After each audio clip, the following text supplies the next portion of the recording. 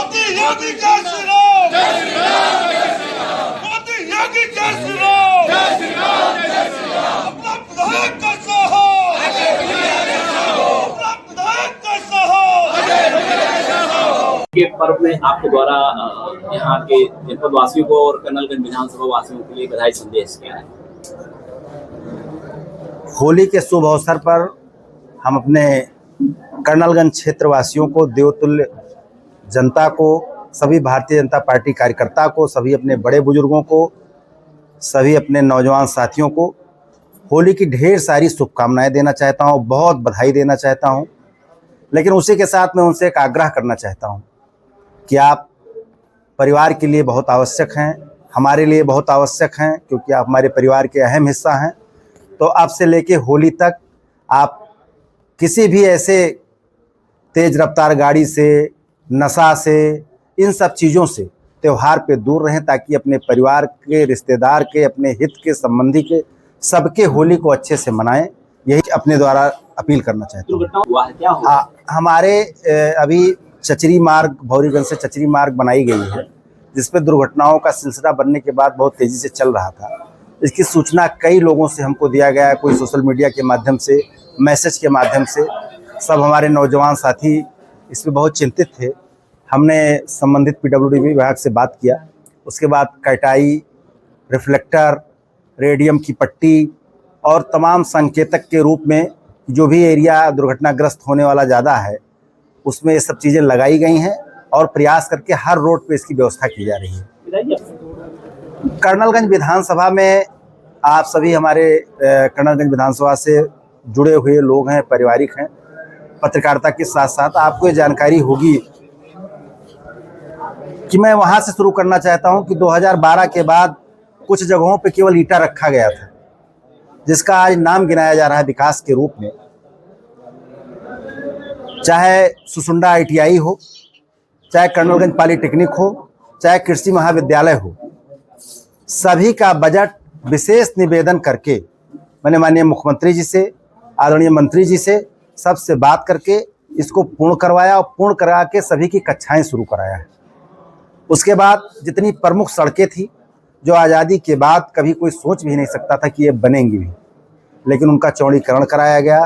25-25 kilometre की एक एक सड़कें हमारी ऐसी थी जिसमें हमारी कर्नलगंज की देवतुल्य जनता चलने में बहुत असमर्थ थी। आए दिन दुर्घटनाएं होती रहती थी, चलने में दिक्कत होती थी, साइकिल से कोई निकल नहीं पाता था, एम्बुलेंस तक चलने में दिक्कतें होती थी।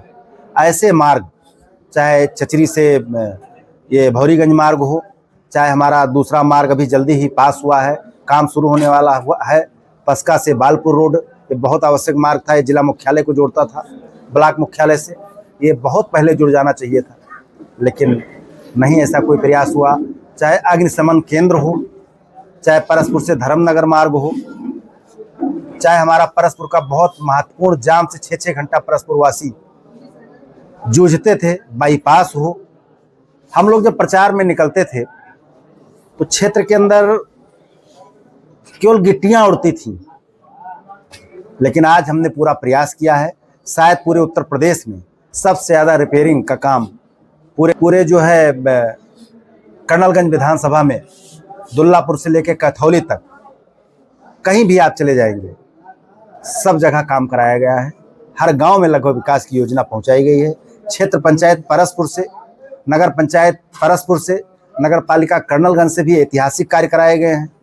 यहाँ पे घाट निर्माण हो, चाहे पार्क का निर्माण हो पंडित अटल बिहारी वाजपेयी जी के नाम से। कर्नलगंज में भी एक भव्य पार्क बनाया गया, उसका भी 7 तारीख को हम लोग उद्घाटन करेंगे।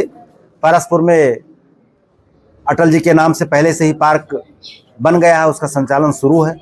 ऐसे तमाम विकास कार्य किए गए हैं। सिंचाई विभाग में बाढ़ की बहुत ही दंश झेल रहा था हमारा क्षेत्र, लेकिन अब हम कह सकते हैं कि कर्नलगंज विधानसभा सिंचाई से, बाढ़ से मुक्त है। लगभग एक आध गाँव सभा भले प्रभावित हो, बाकी कर्नलगंज विधानसभा मुक्त है।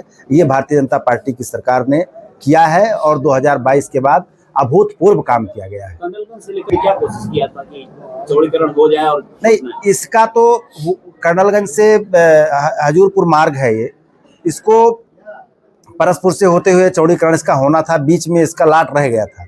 इसके लिए माननीय मुख्यमंत्री से व्यक्तिगत रूप से मैं मिलकर हमने निवेदन किया। मुख्यमंत्री जी की जानकारी में जब बात आई, उन्होंने कहा भाई इतना हिस्सा क्यों कैसे रह गया परसपुर कर्नलगंज विधानसभा का। तत्काल उन्होंने एक्शन लिया और एक्शन लेके इसके चौड़ीकरण की कार्रवाई कराया और उस पर काम चल रहा है। कुछ 12 लाख रुपए, हाँ 12 लाख रुपए का मैंने अपने निधि से बाउंड्री वाल के लिए दिया है और वहाँ पे 50 लाख रुपए का एक लाइब्रेरी के रूप में, जहाँ हमारे अधिवक्ता भाई हैं, हमारे अभिभावक भी बहुत हैं उसमें, जो हमारे पिताजी के साथ काम करते थे, उन लोगों को बैठने के लिए, अपनी पुस्तकें रखने के लिए, क्योंकि अध्ययन से ही अधिवक्ता आगे जाएंगे। हमारे तमाम यूथ साथी अधिवक्ता के प्रोफेशन में आ रहे हैं, उनके लिए लाइब्रेरी बहुत आवश्यक थी, उसको भी हमने दिया है।